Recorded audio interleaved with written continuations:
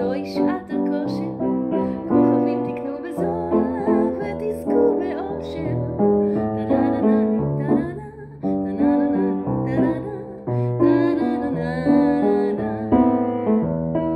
הוא קהל גדול סביבו, צוחק ומתבדח, סבא למה לא תמכור גם חצי ירח, וכולם קונים חוטפים גזר צנון ואורז, אבל חומץ כוכבים קומץ מי צריך, אין צורך.